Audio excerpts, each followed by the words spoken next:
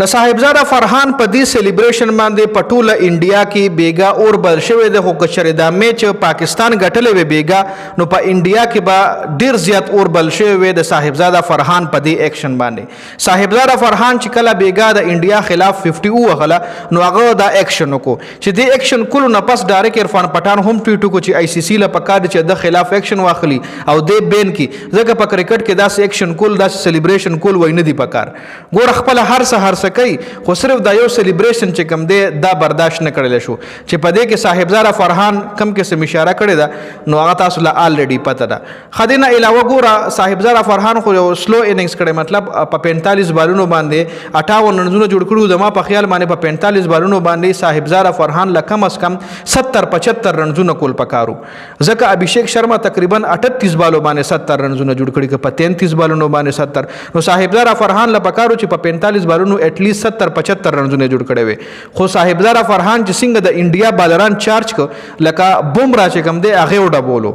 د انډیا بالر بومرا باندې صاحبزاده فرحان اٹیکنګ گیم وکړو چې د بومرا 4 اور 45 رن ورکړي دی او د بومرا د ټي20 کیریئر دا ټول نه ایکسپنسیو میچ تر اوسه پورې جسپریت بومرا 4 اور کې 45 رن نو ورکړي چې بیګا په پاکستان د صاحبزاده فرحان د بیټینګ په وجه باندې 4 اور 45 رنونه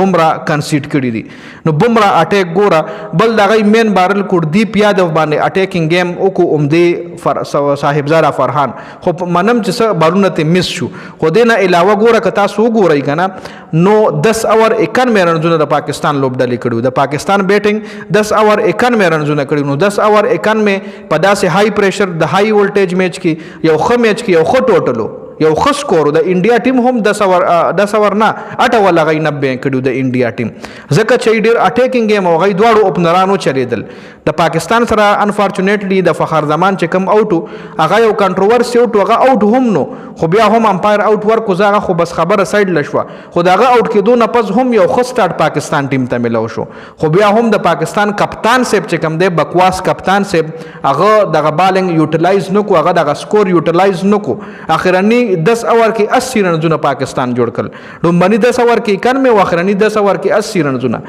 داغه وجه سوا چې یو خو کپتان سے خپل راغو په 17 بالونو په 13 بالونو باندې 17 رنونه جوړ کړل محمد نواز په 19 بال 21 رنونه جوړ کړل او په 11 بالونو 10 رنونه حسین طلعت جوړ کړل چې درې واړو د دې خراب بیټینګ په وجه باندې د پاکستان سکور پساو شو